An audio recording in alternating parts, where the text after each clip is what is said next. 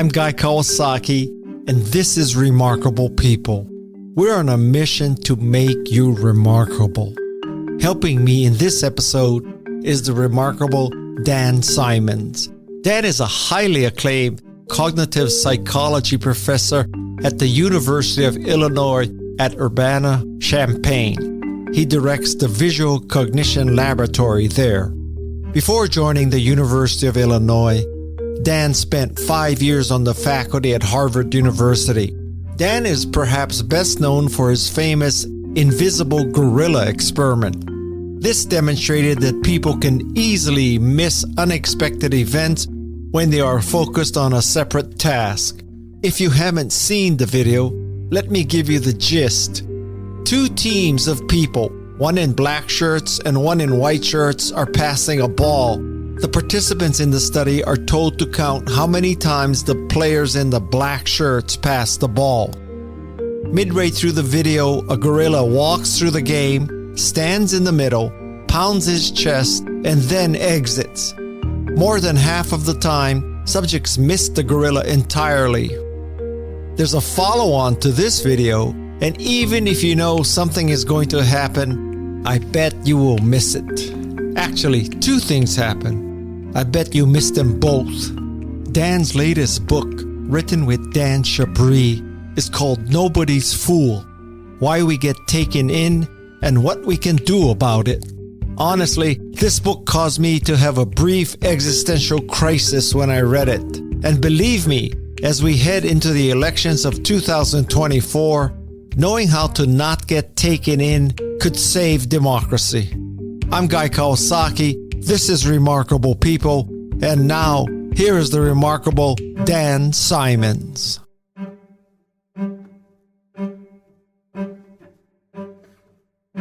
I'd like you to explain the possibility grid, and then I'm going to explain why your possibility grid caused an existential crisis for me. The idea of the possibility grid is that we tend to focus primarily on the information that we have in front of us and to not pay attention to information that we might be missing. So you can think of any sort of intervention or outcome in terms of a 2x2 grid. So let's say, for example, that whatever you do, say getting a college education, might be the top row, and not getting a college education, dropping out, might be the bottom row. And then the first column might be you succeed, you become a business success, you become a unicorn, and you start $1 billion business. And the right column might be you don't, you fail to succeed. And what we tend to think about are those cases of just the successes, that first column, the people who did succeed, because we just don't know about as many of the people who didn't become unicorns. And then we might think about prominent examples. For example, prominent examples of people who dropped out of college and became the founders of major companies. The Steve Jobs sorts of cases where you've got this amazing person who founds a company despite not having graduated from college. So that's this idea of this grid. You can look at the cases that have succeeded and failed and the people who tried something or didn't. And you can look to see, for example, did people who dropped out of college, are they more likely to become unicorns? So there's a really nice study by Lifshitz and Watts and a few other people who asked people to choose who's more likely to become a unicorn founder of a company. You could give them two people. One of them's a college dropout, and one of them is a college graduate, and ask them to choose which one's more likely to become the founder of a unicorn. And if you start by, instead of just asking them that, you can start by giving them a list of 5 very famous people who dropped out of college and became unicorns. Or you give them a list of 5 very famous people who graduated college and became unicorns. If you give them the list of college dropouts, people are much, much more likely to pick the college dropout to become the unicorn founder. So about 2/3. If you give them the list of college graduates and they know that this is just a list of 5 people, it doesn't matter, then about 85% of them pick the college graduate. So just thinking about the ones that are right in front of you, these cases of famous dropouts, makes you think dropouts are more likely to be unicorns. But in reality, if you look at who has become a unicorn, and Chris Chabris, my co-author, and Jonathan Way looked at a list of all 253 unicorns that were listed in the Wall Street Journal in 2015, and pretty much all of them had college degrees. Dropouts are rare to become founders because sometimes an education's helpful to get in the door. When I read that, and then I read your possibility grid applied to Malcolm Gladwell and his theory of tipping, where, yes, hush puppies tipped, and Malcolm explains that as being caused by using social media influencers. But you point out that many companies didn't tip who use social media influencers, and many companies tipped who didn't use, did I say that right? Didn't use social media influencers. And so I've never heard anybody call out Malcolm Gladwell, who is like my hero. You know, he writes a book about anything and 5 million copies sell. And here's my man, Dan, ripping him up. And so my immediate thought after that, and this idea that Zuckerberg, Gates, and Jobs don't have college degrees and they're hugely successful, but that doesn't mean you don't want a college degree. So I put all that in my brain. I said, oh, guy, shit. Basically, your writing and your speaking is bullshit, because I'm telling people to become evangelists. I never talk about the people who became evangelists and didn't succeed, nor the people who aren't evangelists and did succeed. And so I think you can apply this to almost every business writer and every business speaker. The people who pivot. You only hear about companies who pivoted and succeeded, not all the losers who pivoted and failed. And I apply this to myself too. Am I just peddling selective bullshit? No, I wouldn't say that. But I would say that, this is a pervasive problem. And we talk about Gladwell just because he's probably the best known author in this genre, right? He's a terrific writer, and he brings cases forward that people might not have thought about and gets people to think about them in really interesting, engaging ways. But this is a problem for the entire industry and for any evaluation of an industry where you don't have all the information. So if you think about who we're aware of, it's only the businesses that survived. We occasionally hear about the failures, but those are few and far between, and they can fail at any point in the process. We mostly hear about the big success stories, and most business books focus on those big success stories, and they assume that the reason they became successful is whatever it is that that person happened to do, that founder happened to do. Sometimes that might be right, but we don't know the rates. We don't know how often people with college degrees become unicorns versus people without college degrees. We need to think about the businesses that tried the same things and failed, the businesses that tried something totally different and succeeded, and the companies that tried something totally different and failed, in order to know whether what that company did or what that founder did actually was related at all to their success. It could have just been luck. It could have just been something unrelated to what they did. And we don't really have an easy way of knowing in a lot of these cases. What if my audience is listening to this and their heads are exploding and they're saying, I just bought Malcolm Gladwell's book. I just signed up for a Tony Robbins conference, and I've been reading Deepak Chopra, and his existential stuff is just random words put together. So now, what do I do? How am I supposed to go forward in life saying, oh, I just got to depend on getting lucky? Well, getting lucky helps. Being in the right place at the right time does help. But I think the critical thing is, don't take somebody's claims about how they succeeded as gospel. They might well be right. It might well be true that the things they did contributed to their success, or certainly didn't get in the way of it. But you really need to ask, what am I missing? What information do I not have that would let me evaluate, hey, is what they're telling me really true? Is what they're telling me, are they very confident that this is what caused their success? But you often hear successful people saying, well, I work very hard. It's like, I know lots of people who work very hard who are not super rich, often working much harder than the people who are super rich. But it's an assumption that I succeeded because I worked hard. It's like, well, yeah, you worked hard. Right? Lots of other people worked hard and didn't succeed. Lots of other people didn't work hard and did succeed. So you've got to think, what information do I not have? What's the missing information that would let me evaluate whether the things they're claiming help actually do? You need to know how often those help compared to how often other things would have helped. Man. It doesn't mean they're wrong. They might well be right. Heads are exploding all over the universe right now. That sounds messy.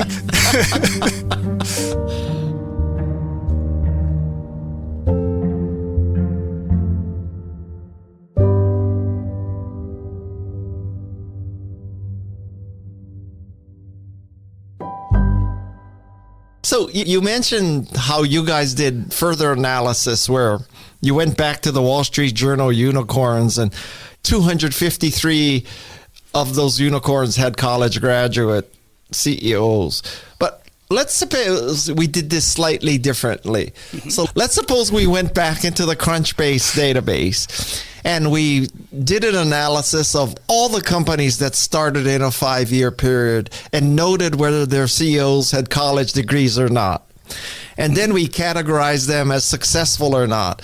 And so instead of coming up with 253 examples of successes, we would want to know in each corner of the 2x2 matrix, what percentage of people became successful as opposed to what absolute number. And then I think that would be very interesting. But let's suppose that we find out that there's a 1% chance that if you have a college degree, you're going to be a unicorn. And there's a 2% chance that if you don't have a college degree, you're a unicorn. Mm-hmm. So that in itself is interesting. But then I was thinking about this. So let's say those are the real numbers, which they could be. What do you conclude from that? I mean, yes, you're twice as likely to become a unicorn if you have a college degree, or twice as likely if you don't have a college degree. But it's still only 1% versus 2%. So what do you do with something that is so low? Yeah, that's exactly right. The first conclusion you draw from that is it's really, really rare to become a unicorn.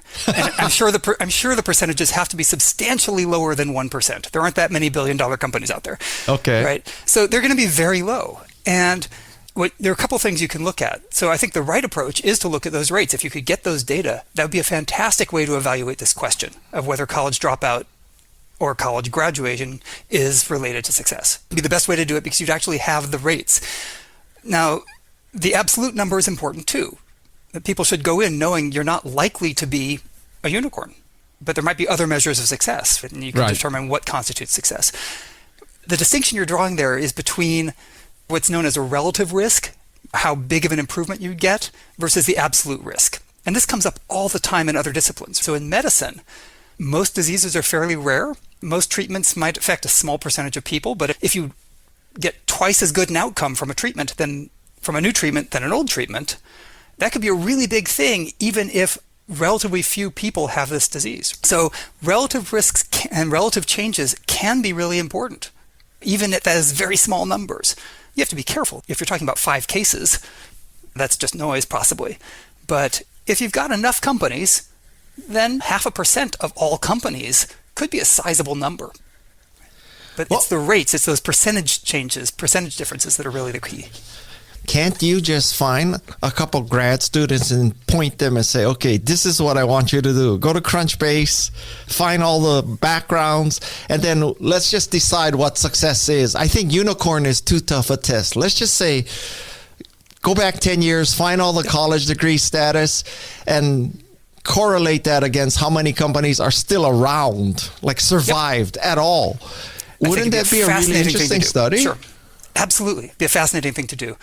We haven't done it, but there's no reason anybody couldn't. And the studies that have been done that we know of are mostly looking at what people think about what's going to be successful. So that study that I mentioned by Lifshitz and Watts was looking at whether or not people would be biased by what they've seen recently. So if Steve Jobs and Mark Zuckerberg are in the news all the time, and everybody talks about the fact that they didn't graduate college, that's really available to us. It's something that is central to our minds. We don't hear about all of the founders who have their graduate degrees. That's not something that gets mentioned all that often.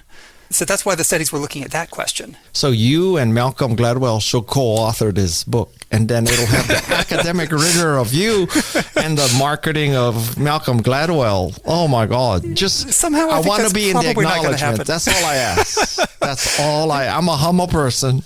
Yeah, I'm guessing that's probably not going to happen. Well, not if he reads your current book. Yeah, we've had discussions in the past with Malcolm about other things too. So.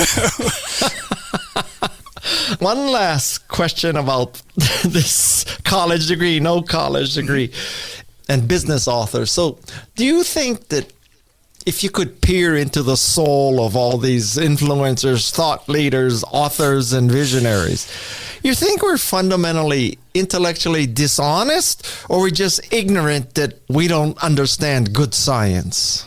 I don't see this as dishonesty. I see this as a lot like memoirists. If you're writing your memoir, it's going to be from the perspective of what mattered to you and what was true for you in your past.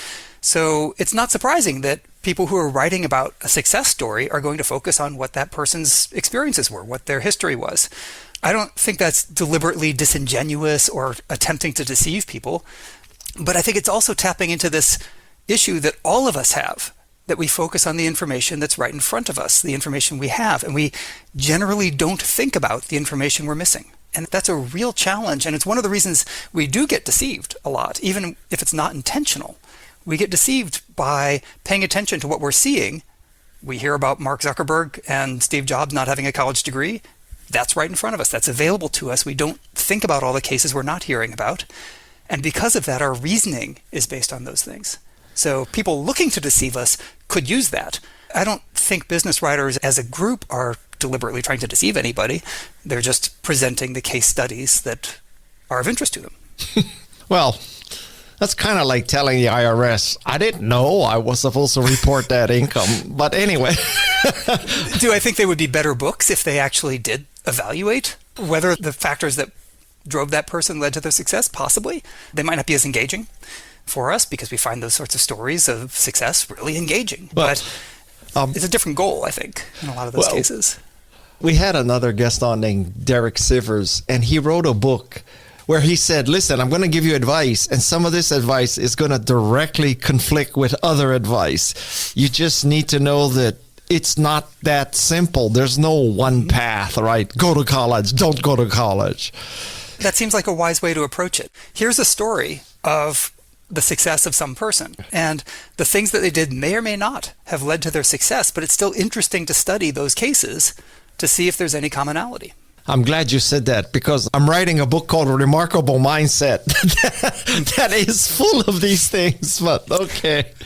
The first exposure I had to your work, which just made me fall in love with your work, was the, of course, Invisible Gorilla video. And so the gist of this, for those of you not familiar, is there's people in white shirts and black shirts, and you're told to count the number of times the people in one of those colors tosses the ball, and you're watching this and you're counting, and then in the middle comes a student dressed as a gorilla, beats his chest and walks off, and apparently like 50% of people don't even notice the gorilla. So now I was thinking about this. We should apply the possibility grid to this, which means that absolutely, we all talk about the 50% of the people who didn't notice but were counting. Okay, but what about the other possibilities, like the people who noticed the gorilla and were counting? So the question there is, how come they're capable of doing two things that 50% are not? So that question comes down to, is there anything different about people who notice and people who miss? Yeah. And it's a great question. It's something that we've been studying for more than a decade now, trying to figure out if we can predict who will notice and who will miss in these sorts of tasks. We don't generally use the gorilla video because it became well enough known that we'd lose a third of our participants who'd already seen it. But we use simplified tasks, and there actually are a number of studies trying to predict who will notice and who won't. We're just now finishing up a comprehensive review of all of those studies. And the short answer seems to be, we can't predict who's going to notice and who's going to miss. There doesn't seem to be anything that systematically differentiates them. It's really just luck. Did you happen to notice? And if I could show you that video, and you watch it, and you don't see the gorilla, and if I show it to you again, maybe you'd be more likely to notice it. Or let's say you do notice it, and somehow I wipe your memory for the last 30 seconds, and then show it to you again. The odds of noticing it the next time is, again, just a flip of the coin. And that's, I think, what's interesting there. It shows that we're all subject to those sorts of limitations. It's not just that some people always notice everything and other people always miss everything. The key thing for me, and thinking about this in terms of the possibility grid, isn't whether or not people notice. It's what they think. So if you ask people, hey, if I showed you a video and you were counting passes and a person in a gorilla suit walks into the middle and thumps his chest and then walks off, would you notice? I said, yeah, of course. Of course I would notice that, right? Now, why do they think that? Well, what do they know about? They know about the times when they noticed something unexpected. They don't remember all the times that they didn't see something unexpected. So they only are aware of the cases where there was something unexpected and they noticed it. They're not aware of the cases where there was something unexpected that they missed, or where there wasn't something unexpected and they hallucinated, or where there wasn't something unexpected and then they didn't notice that there was nothing there. The possibility grid gets at that same thing. It's why we have this intuition that of course we'll see things, because we're only aware of the times when we did. So it's the same problem. I just want to point out that I've hired many people in my career, and I only remember the times they worked out. Right? I mean, that's what you're saying.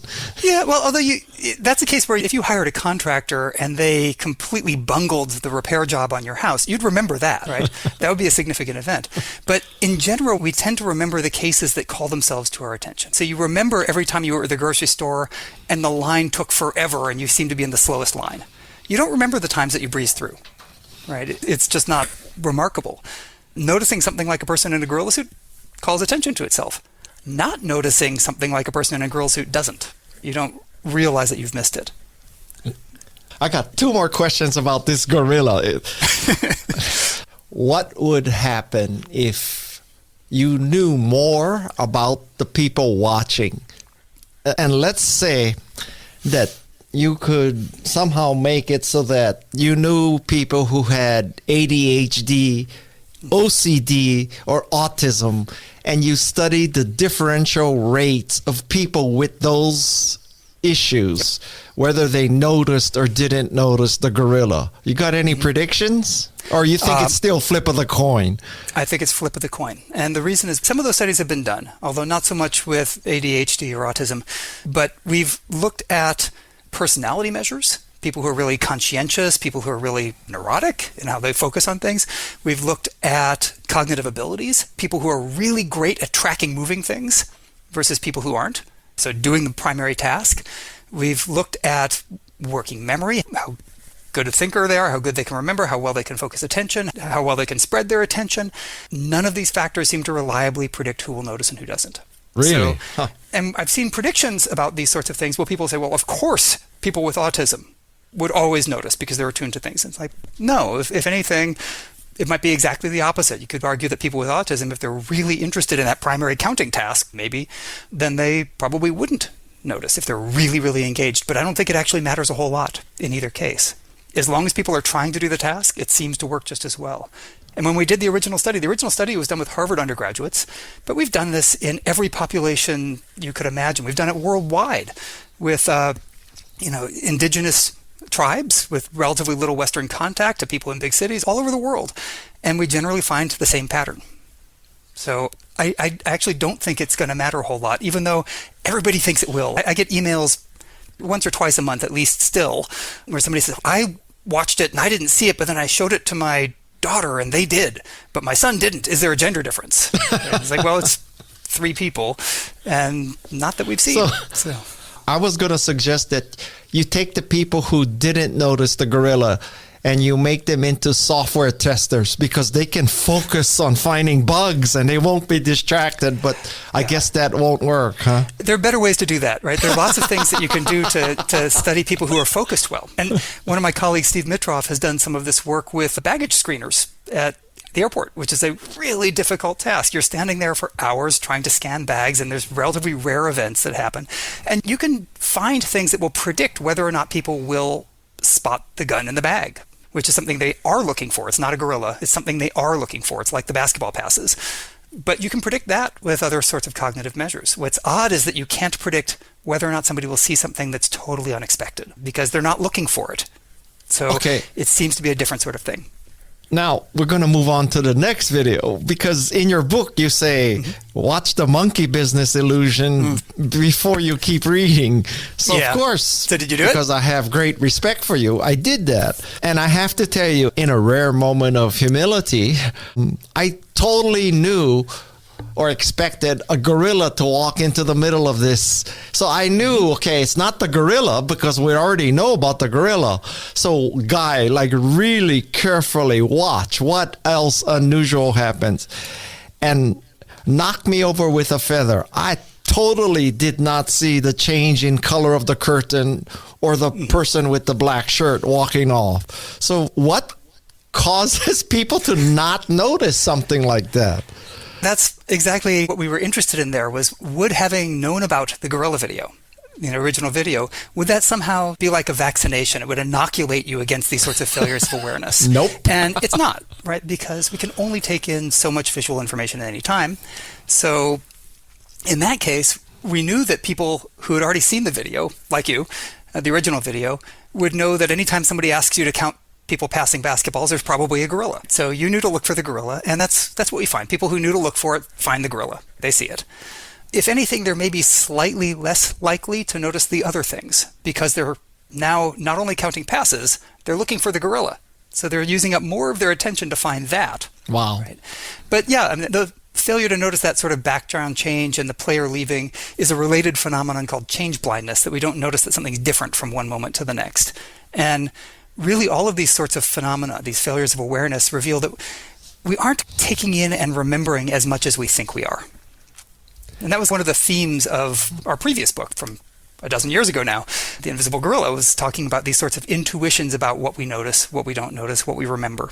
If nothing else, I have to say that I have very little confidence in eyewitnesses in criminal cases now. I mean, if half the people don't notice the gorilla or half the people don't notice the change in background or someone leaving, how can you be sure it was a, white guy about 6'2", red hair that shot the guy? We have to be careful, right? I mean, eyewitnesses can be wrong. So what you look for is independent, converging evidence from multiple people. You look for high confidence at the time they make their first identification, right? So the first time they look at a lineup, say, oh yeah, that's the person, versus, I'm not sure, maybe it's them. You've got to take that uncertainty really seriously. Whereas by the time they get to the courtroom, you don't want to trust their confidence judgments there. You don't want to trust the person on the witness stand saying, oh yeah, that's the person, because your confidence can change over time. You want to get that very first assessment. You want converging evidence. I'd be really wary of convictions based on a single person's testimony without any other sort of concrete evidence. That, quote, circumstantial evidence is often more compelling because you can verify it, whereas memory is fallible and perception is fallible. There probably goes half the conviction in Texas and Florida, but we won't go down that hole. That's a lot of what the Innocence Project finds, that a lot of the false convictions, the ones that were overturned due to DNA evidence, a lot of them were due to an initially not confident eyewitness testimony. Yeah. That's the most common sort of problem. So yeah, it's a big issue. Dan, by the way, do you have kids? I do. I have two How kids. old are they? 21 and 16. Okay, so do you think some of this blindness and perception and lack of noticing, do you think you could explain why teenagers have messy rooms? Like they don't see the toilet paper outside the waste basket. They don't see the towel on the floor. It's not that you're a bad parent or they're bad kids. It's just a perception problem. It could well be. I think the way to think about a lot of this sort of stuff is that we tend to pay attention to the things that matter to us, that are interesting to us. If you're given a task, like count basketball passes, we can do that. We can pay attention to that. But we can't pay attention to everything. So if you are completely uninterested in the state of your room or the state of the bathroom or whether a towel is on the floor, you're not going to focus much attention on it, and you might just walk right past it. And the more you walk right past it, the more you're not going to notice it anymore, right? I mean, we all have that box that we never put away when we moved the last time. And after it's sat there for 3 years, you no longer notice it. You're not paying attention to it anymore. It's still there. Yeah. Okay, so let it never be said that you cannot learn about parenting by listening to the Remarkable People podcast. Now, okay, finally, we're going to get to the current issue. So this is a big question, but hey, you're a big guy. So just give us the gist. Why do people get suckered and taken in? Like, Madoff or crypto or tulip mania? Like, what happens? Why do they get taken? I think there are a lot of reasons, but I think the first thing to keep in mind is that the people who get fooled are not just gullible or naive or uneducated or dumb. We all can be fooled because we all use the same sorts of shortcuts to be efficient in the way we get around the world. We all have sort of habits of thought that work for us the vast majority of the time. They help us be effective, efficient.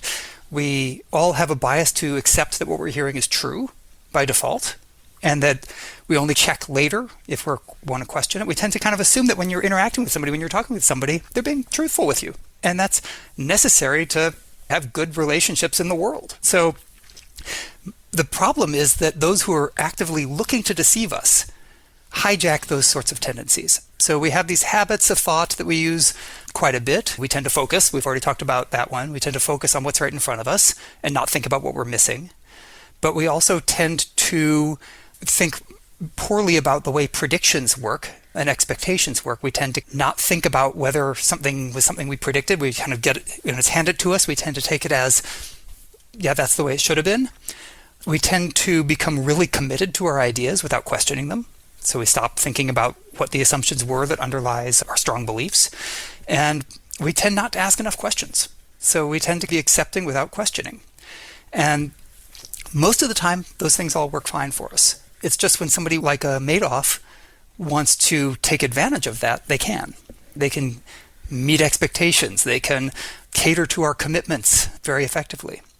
The other factor is that we have patterns of information that we find really compelling. And the metaphor I like to use for this is a matador, bullfighter. When the matador shows this red cape, that's really enticing to that bull. It's going to charge forward. It's not going to think about whether it's hiding a blade. It's going to charge right into it because that's really an appealing thing at that moment. For whatever reason, this is something I've got to charge. But we all have that sort of thing, that sort of information that we find really appealing, and we charge forward without questioning it enough. And obviously we don't run right into a blade, but if somebody's trying to deceive us, they take advantage of our tendency to trust some kinds of information more than we probably should. So what's the short course in how to avoid being taken?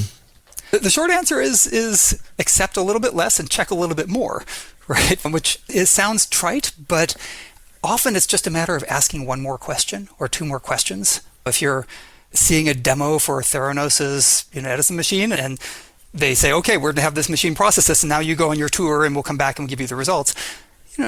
Asking, did that machine right there actually do that? Direct question. When people were investigating Madoff, they asked a lot of questions. He was investigated repeatedly. People asked a lot of questions, but they could have checked one more thing. They could have gone and checked whether the bank accounts he mentioned actually had any money in them. They didn't, because they took it as truth, right? They had a truth bias. They accepted what he was saying as true. And if somebody's looking to dupe you, they're just going to leave out information. They're going to give you the information they want you to focus on, just like a good magician will. And they're going to hide their method by using some other machines in the background that you don't know about. I have to say that one of the most interesting stories in the book is something that very few people will pick up, I think, but is such a great tell about Theranos, which is, you said that Bill Draper invested his personal money in Theranos, but not his venture capital fund. Wow. I mean, that kind of explains everything. And I guarantee you, when Elizabeth Holmes was out raising money, she was saying Bill Draper has invested, with the implication that people would understand that as Bill Draper's fund has invested, which is very different. Yeah, this is a common tactic, actually. It was the same thing that happened with the Knoedler Art Gallery, where instead of giving actual provenance for artwork, they instead described what family members of the artists or other experts looked at it, and they gave the description like, that's a very nice canvas. Or they didn't say, yes, this genuinely was by Rothko. They say, it looks like something from that time period, or it's a very nice painting. But attaching the names of those experts to the briefing sheet about the artwork gave the impression that they had been endorsed and verified and vetted, when they probably hadn't. And I bet you'll agree with me with this. Theranos is still top of mind. So Sonny just went to jail. Elizabeth is about to go to jail. But next week, it's going to happen again. There's going to be the same kind of phenomenon, right? And people are going to say, well, Draper's in, aren't you in? And it's going to happen. We just don't learn. Are we just so stupid? So I think that's the really interesting thing, right? The same scams that have been perpetrated over and over again, they take new costuming, but they're basically the same scams over and over, and they have been for centuries. That's what's so interesting. We hear there are lots of wonderful podcasts about Theranos. There's lots of media coverage of these sorts of scams. We hear about them daily, but for whatever reason, they don't sink in. And I think the reason is that we're not thinking about what leads us to be fooled. And that's really the theme that we're trying to focus on in our book, is what allows us to be deceived. If we understand ourselves better, then we might have a better chance of avoiding falling for those sorts of things. Smart people fall for these scams. These are not people who are clueless or idiots or just unnaturally gullible. Most of our listeners for this podcast are not people who will fall for the Nigerian email scam. You're not going to believe that if you just give somebody a little bit of money from your bank account, they're suddenly going to give you treasure from their lost fortune. That's not believable. But we are going to buy, hey, this new tech startup has a technology that nobody has gotten to work before. It seems really promising. I've got a really charismatic leader who's great at selling it. You're going to take what they're saying as true, because more often than not, when people are pitching their products and they say they can do something, they probably can. It's the cases where they really can't that you get into a lot of trouble. If the premise is that your mind focuses on the cases that are visible and at hand, e.g., Zuckerberg, Gates, and Jobs don't have college degrees, became trillionaires. The case at hand now is Theranos. So wouldn't our minds default to what's most obvious in front of our faces right now, and we're all hyper skeptical? Or do you think people want to believe the positive stuff? I think there's a mix. There is a range of how much people are willing to believe and how open they are to new ideas. So people differ in that. I probably am on the high skeptical end of the spectrum at this point, having read a lot of this stuff. A lot of people are much more trusting and believing that this is the next great thing. And people are optimistic. So yeah, we know that Theranos went down in flames. But if another founder comes to you and has a different product in a different area and says, hey, I have this new idea, I think this is really going to work, you're not going to initially assume that they're Theranos. You're going to want to evaluate them. And, if Steve Jobs came to you and said, hey, I'm going to make this new computer that's going to be easier to use and everybody's going to love it. If he did that now, would you assume that he's doing what Elizabeth Holmes did? Probably not. There are a lot fewer frauds out there than there are genuine companies. There are a lot of companies that skirt the edges of it, but the genuine frauds are probably still pretty rare, even though they're in the media a lot. Up next on Remarkable People. We don't think about how noisy most human performance is, most financial performance is. It should be up and down a lot. Even within a day, stock values vary a lot. That's what we expect. If everything is constantly stable and you're always getting the same return, that should be a red flag. In science, it is. If you expect two groups to always be the same, and you run 20 studies, and every single time they're exactly the same, that's almost certainly fraud. Become a little more remarkable with each episode of Remarkable People. It's found on Apple Podcasts or wherever you listen to your favorite shows. You're listening to Remarkable People with Guy Kawasaki. Are you a Wait, Don't Tell Me fan? You're in Chicago. Of course. You must be, right? I'm in Champaign, but yes, I'm a big fan. Okay. Peter Sagal has been on this show, and I said, Peter, do you get up every morning and you thank God for the GOP? Because how hard can it be to get material? Jewish lasers, just everything, right? So I just want to know, do social scientists like you, do you get up in the morning and say, oh, God, thank you for making crypto, because now we have so much to study and we can look at all the frauds and all that. I mean, I miss Tulip Mania, God, but thank you for crypto. So what's your analysis of crypto? Unfortunately, there's no shortage of these sorts of overhyped, impossible success stories. The idea that there are, we literally watch the news now, and we keep a list of, okay, here's a new fraud today. It's not a rare thing to hear about these sorts of things. Crypto is an interesting case because it does bring together a lot of the same sorts of tendencies. There's this sort of hope for something that's radically different, that is somehow going to be much new and improved and better. There are testimonials from celebrities, which is not necessarily who you'd want to listen to for investing advice. I mean, I don't really care what, Tom Brady thinks about cryptocurrency. Why should I? So that's a standard hallmark of something that's not necessarily grounded. Good companies use testimonials too, but it's something you should be wary of. So you've got this completely new sort of approach to currencies that is not well regulated, that isn't as stable as what we know of it doesn't have the sort of protections in place that banks do. Could it be something that's really useful? Yeah, maybe. There's a lot more risk there. So you should be asking, as just a person with not a huge amount of money, you should be asking, is this a smart move? Is this something that is a get-rich-quick scheme? Or is it something that is a safe long-term investment? And how would I know? Right? That's asking that next question. How would I know if this was safe? What would I do? You can do a pre-mortem. What would I do if this turned out to be a fraud? Would I be okay still? And if you treat it like, hey, I'm going to go play the roulette wheel or backgammon, it's like, okay, I know I probably will lose because the casinos generally win. It's a gamble. So you can anticipate that in advance. So you wouldn't want to bet more than you can afford to lose. Think about an investment like crypto. At any investment, would it make sense to make this investment without checking out what would happen if you just lost everything, which could happen? It's the same thing if you were investing in a money manager. If you're dumping your money into a mutual fund at Vanguard, for example, that's a giant company. It's probably pretty stable. You know how they're running it. You probably don't have to do a ton of vetting to make sure that Vanguard isn't a fraud. There's enough regulation in place that you know it's probably just fine.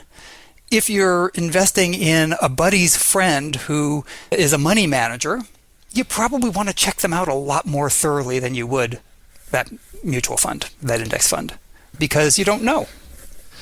But a few years ago, wouldn't you say that Barry Madoff was just as vetted as Vanguard? Yeah, Bernie Madoff was a really interesting case because he was so credentialed. He was a former head of the NASDAQ, right? I mean, this is somebody who was really well known for a long time. And there were things you could see that you could ask questions about. There were good investors who saw what he was doing and said, yeah, I'm not going there.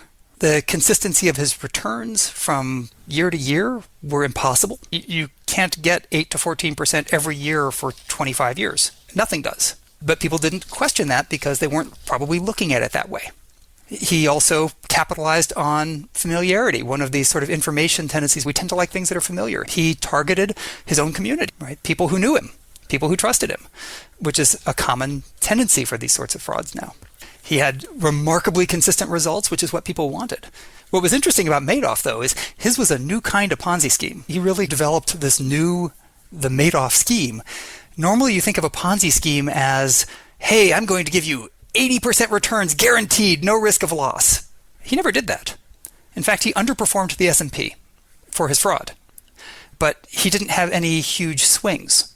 So he was a safe, low-risk investment. People treated it as getting 8% with almost no risk. And that was really appealing to people. I think this is an important message to highlight, that what you're saying is counterintuitive in that the consistency of Madoff is a bad sign. Just like if it's in a data set and everything's consistent, something is wrong. There should be inconsistencies, right? Yeah, we think about noise in the sense of being a bad thing, that if it's not cleaned up, you're not getting the information that you want to get because it's noisy and messy. But for most things, we undervalue noise. Noise is what we should expect. So you don't always expect, let's take baseball. I don't know if you're a baseball fan, but if you take baseball, we don't always expect the best team to win in a one-game match. It just doesn't happen. Sometimes the best team loses. Sometimes the best team loses in a 7-game match, right? And that's not unusual because there's variability there. A batter who is a 300 hitter doesn't get 3 out of every 10 at-bats, doesn't get 3 hits out of every 10 at-bats. A free throw shooter in basketball who's an 80% free throw shooter isn't going to make 8 out of every 10, right? Sometimes they'll make 4 out of 10. Sometimes they'll make 10 out of 10. But they're not going to consistently, every single 10 throws, make 8 baskets. we don't think about how noisy most human performance is, most financial performance is. It should be up and down a lot. Even within a day, stock values vary a lot. That's what we expect. If everything is constantly stable and you're always getting the same return, that should be a red flag. In science, it is. If you expect two groups to always be the same, and you run 20 studies, and every single time they're exactly the same, that's almost certainly fraud. Because just randomly flipping a coin, even if they are the same, you shouldn't expect them to always end up exactly equal. They'll vary. Sometimes one group will be doing better, sometimes another group will do better. And we don't tend to like that sort of thing. So if you see somebody who gives you the same results every time, it's like, wow, that's consistent, that's great. You're like, no, that's worrisome. But now, like, what if I'm CMO of Vanguard or CMO of Schwab or whatever, and all my literature says year after year, consistently, we return above the S&P. Are you saying that you're shooting yourself in the foot? Or most people are dumb and they're going to think that's a good thing? Well, no, that might be fine. So on average, do they do better than the S&P? That's informative, right, over a long haul. But on average is different from every time. So if every single year they're 1% better than the S&P, that's strange, right? Because you wouldn't expect that. Sometimes they'll be 5% better, sometimes they'll be a little worse. But on average, they might do better. The problem is when we confuse that on average this is a better investment with every single year it's going to be better by the same amount. Yeah. It seems to me that Donald Trump and the Republican Party has blown the Overton window wide open. It's not a window anymore. It's a full patio deck wide open. We have to explain what the Overton window is. But so do you think when an Overton window expands like this, does it change people's perception so that they don't notice stuff anymore? So my congressman is a pedophile. No big deal. That's okay these days. It's worrisome when sort of the baseline changes like this. It is kind of a moving goalpost thing for what should be the appropriate standard for being critical. And yeah, it's really hard when people lie with impunity, get away with it, and then get more and more extreme. It makes it harder and harder to recognize when something is important or not. And authoritarians throughout history have known this, that you throw enough muck into the system, people don't know what's true and what's not anymore. And the reason for constantly upping the ante and telling lies isn't so much to get people to believe those, it's to get people to distrust in general. And that's a real problem. There's a lot of research on attempting to counter misinformation, but the volume is pretty high right now. And it's hard to think about how to do that correctly. I think of that sort of different than the sort of scams and deceit that we're talking about in our book, where I think in a lot of these cases it's knowingly just throwing nonsense out there and seeing what sticks, as opposed to trying to persuade one individual that they should go ahead and do something that they don't want to do. It's more just throwing out mass confusion. So if the Democratic Party called you up and said, Dan, help me out here, what do we do? What would your advice be? I have no idea. It's a really difficult problem. And I should mention there are people who scam other people on both sides of the spectrum, but the misinformation these days seems to be coming from one subset of the population more. It's a hard problem. I mean, we're seeing that right now with the debt ceiling negotiations. And when one side is willing to shoot the hostage, it makes negotiating really hard. So to give you a break, this is the hardest question of all. So after hearing all of this. This is the break? Yeah, this is the break. I think people listening to this, in a sense, the bottom line question is, how do you balance accepting versus checking? Because you cannot check everything. And you cannot accept everything. So how do you balance?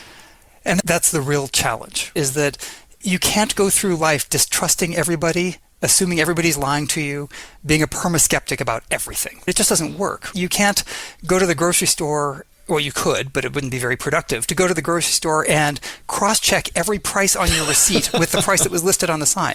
You could do it, but it's probably not a good idea. You could then say, okay, well, should I trust that this product that claims that it's organic isn't or is?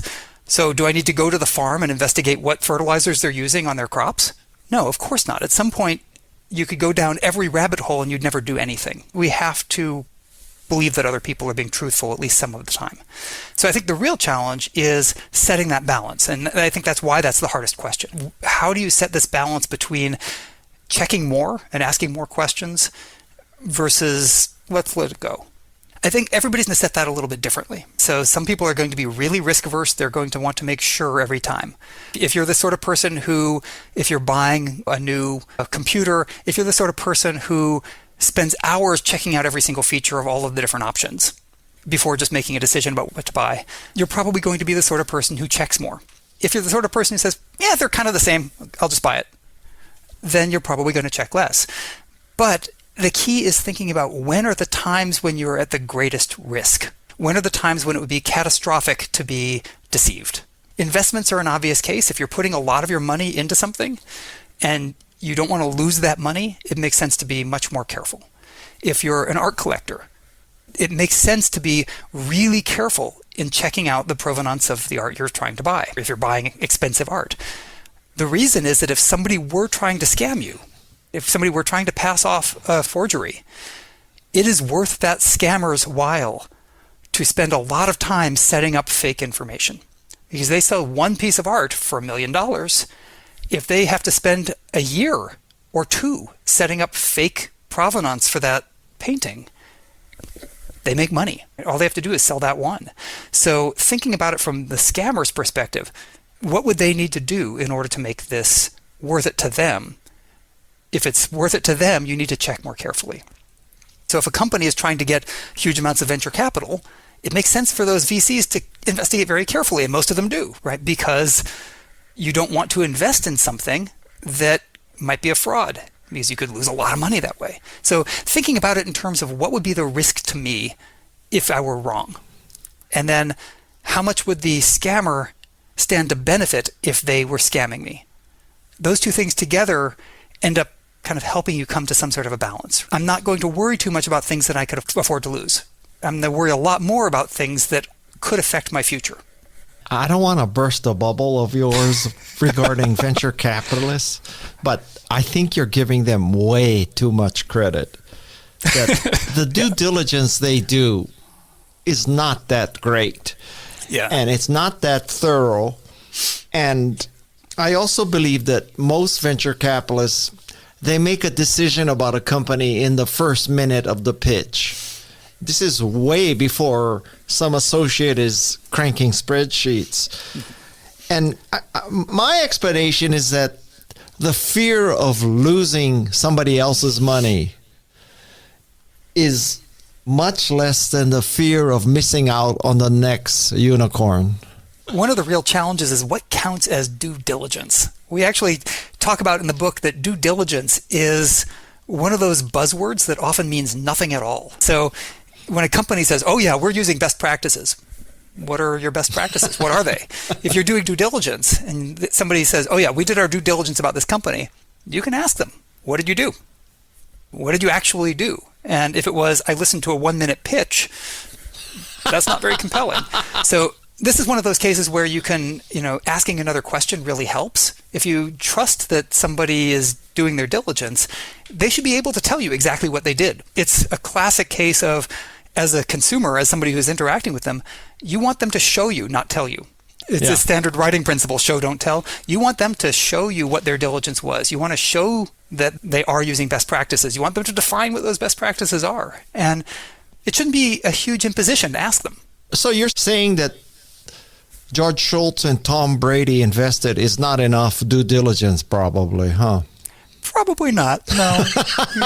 We find it compelling, though, because they're familiar people. Yeah, having generals on a board is not necessarily a great predictor of how good a company it is.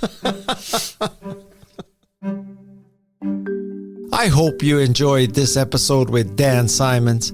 Please tell me that you're always going to be wondering what's missing, and you will create possibility grids to ensure that you think of everything that could be missing. Dan has dedicated his career to uncovering the mysteries of human perception and attention, and we are fortunate that he did. Now go watch the gorilla videos and see if you notice everything that happens. And order his new book, Nobody's fool why we get taken in and what we can do about it. I'm Guy Kawasaki. This is Remarkable People. My thanks to Peg Fitzpatrick, Jeff C., Shannon Hernandez, Alexis Nishimura, Luis Broken Finbox Magana, and the drop-in queen of all of Santa Cruz, Madison Nismer. Until next time, paddle out, turn and burn, and catch the wave that makes you remarkable. Mahalo and aloha.